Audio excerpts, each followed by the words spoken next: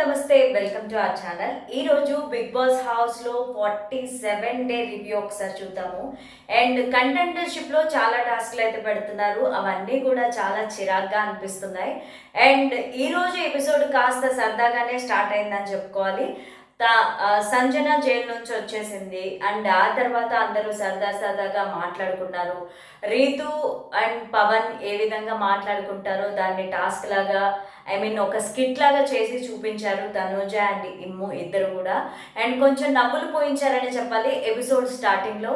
ఆ తర్వాత ఆయేషాకి health issue వచ్చి ఆయేషాకి డెంగ్యూ అండ్ టైఫాయిడ్ 2 పాజిటివ్ వచ్చాయని బీబీ పంపించిన డాక్టర్ చెప్పడంతో సో ఆమె బయటకు వచ్చిన తర్వాత కొంచెం ఏడ్చింది. రాము రాథోడ్ దగ్గర కూర్చొని తన బాధను చెప్పుకుంది. అండ్ నాకు ఏది కూడా కష్టపడితేనే వచ్చాయి, ఈజీగా ఏది రాలేదు, నాకు దక్కినవన్నీ కూడా ఇలాగే కోల్పోతూ ఉంటాను, నాకు ఇష్టమైన అన్నిటికీ దూరం అవుతూ ఉంటానని ఆయేషా చెప్పుకొని బాధపడింది. తర్వాత తన రెస్ట్ తీసుకోవాలి అండ్ తన నుంచి ఇంకెవరికి కూడా స్ప్రెడ్ అవ్వకూడదు టైఫాయిడ్ అండ్ డెంగ్యూ కాబట్టి, మిగతా కంటెస్టెంట్స్ బాగుండాలి కాబట్టి తనకి రెస్ట్ కావాలి కాబట్టి హౌస్లో నుంచి బిగ్ బాస్ బయటకు పంపించడం జరుగుతుంది. అండ్ ఆ తర్వాత కంటెండర్షిప్కి సంబంధించి కొన్ని టాస్క్లు అయితే ఇవ్వడం జరిగింది ముందు ఎపిసోడ్లలో బిగ్ బాస్. మనం మాట్లాడుకున్నాం దాని గురించి కూడా. సో దానికి సంబంధించి టాస్క్లో ఎవరైతే ఎంత సంపాదించారో అవన్నీ కూడా తీసుకొచ్చి బయట పెట్టిన టేబుల్ మీద లెక్క చెప్పమని బిగ్ బాస్ చెప్తాడు. సో అందరూ కలిసి అక్కడికి తీసుకొచ్చి డబ్బులు పెట్టడం జరుగుతుంది. అండ్ ఈ మధ్యలో ఒకరినొకరు తిట్టుకోవడం జరుగుతుంది అనమాట. అంటే బిగ్ బాస్ చెప్తాడు ఆ మనీ విషయంలో కంటెండర్ అవ్వడానికి ఒకరికొకరు హెల్ప్ చేసుకోవచ్చు అని కూడా బిగ్ బాస్ చెప్పడం జరుగుతుంది. అండ్ మాధురికి రీతుకి మధ్య గొడవ అవుతుంది, తనూజకి మాధురికి మధ్య గొడవ అవుతుంది. సో ఇలా కన్ఫ్యూషన్లో ఒకరికొకరు తిట్టుకోవడము, ఫైర్ అవ్వడము జరుగుతుందన్నమాట.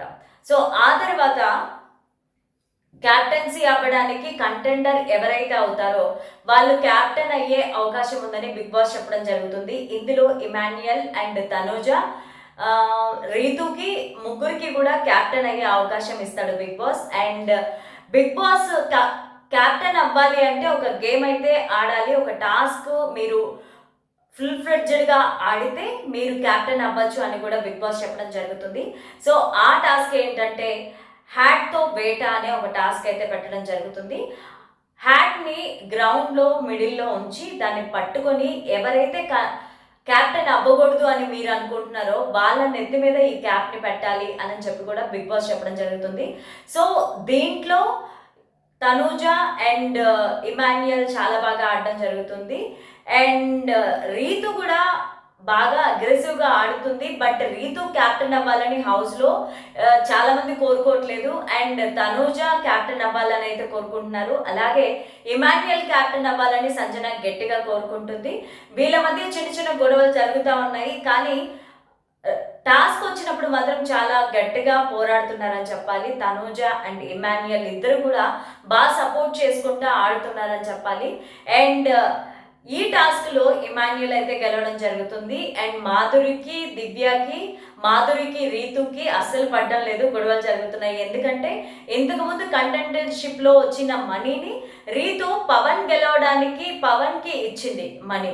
సో మా గ్రూప్లో ఉంటూ మన గ్రూప్లో వాళ్ళకి ఇవ్వకుండా అవతల గ్రూప్లో వాళ్ళకి ఎందుకు ఇచ్చావని మాధురి క్వశ్చన్ చేసినప్పుడు రీతు రియాక్షన్ వేరేలా ఉంది. సో మాధురికి కోపం వచ్చింది కాబట్టి రీతుని తిట్టడం జరిగింది. అలాగే క్యాప్టెన్ అవ్వద్దని కూడా మాధురి గట్టిగానే కోరుకుంది రీతు విషయంలో. అండ్ ఆ తర్వాత తనూజ అండ్ ఇమాన్యుయల్ ఈ టాస్క్లో గెలిచారు. అండ్ తనూజ కొంచెం నీరసంగా ఉంది అండ్ గేమ్ సరిగా ఆడలేకపోయింది, ఓడిపోయింది. అండ్ ఇమాన్యుయల్ చాలా స్ట్రాంగ్గా ఆడాడు. సంజన కూడా చాలా గట్టిగా కోరుకుంది ఇమాన్యుయల్ తన కొడుకులాగా చూసుకుంటుంది కాబట్టి ఇమాన్యుయల్ క్యాప్టెన్ అవ్వాలని కోరుకుంది. సో ఇమాన్యుయల్ క్యాప్టెన్ అయ్యాడు. తాను క్యాప్టెన్ అయిన తర్వాత తనూజతో క్యాప్టెన్సీకి సంబంధించి తను తీసుకోవాలి అని అనుకున్నాడు. సో తను క్యాప్టెన్ అయ్యాడు. క్యాప్టెన్ అయిన తర్వాత నేను ఇక నుంచి అందరి మాటలు వింటాను, అందరు చెప్పింది చేస్తాను అని అందరికీ బిగ్ బాస్ సాక్షిగా ప్రామిస్ చేయడం జరుగుతుంది. అండ్ ఆ తర్వాత తనూజ చాలా వీక్గా ఉంది చాలా రోజుల నుంచి కూడా. సో తను ప్రాపర్ రెస్ట్ తీసుకోవట్లేదు, నిద్రపోవట్లేదు అండ్ టాస్క్లో కూడా ఆడుతోంది కాబట్టి ఫుడ్ కూడా తీసుకోవట్లేదు కాబట్టి తను సిక్ అయింది. అండ్ బిగ్ బాస్ డాక్టర్ని పంపించాడు. తనుజ కళ్ళు తిరిగి పడిపోయింది. అండ్ తనని చూసిన డాక్టర్ అయితే ఏం ప్రాబ్లం లేదు, తను కొంచెం వీక్గా ఉంది, సిక్ అయింది అని చెప్పి అయితే చెప్పడం జరిగింది. అండ్ ఆ తర్వాత తనకి ఏమైందో అని కళ్యాణ్ లోపల కూర్చొని ఏడుస్తూ ఉన్నాడు. అండ్ మాధురి కళ్యాణ్ని అరిచింది, ఏ చిన్నపిల్లలాగా ఏడవకు, ఎందుకలా ఏడుస్తావు, తనకి జస్ట్ సిక్ అయింది, హెల్త్ బాగాలేదు అంతే అని చెప్పి చెప్పింది. అండ్ ఇమాన్యుయల్ కళ్యాణ్ని ఓదార్చడానికి ట్రై చేశాడు.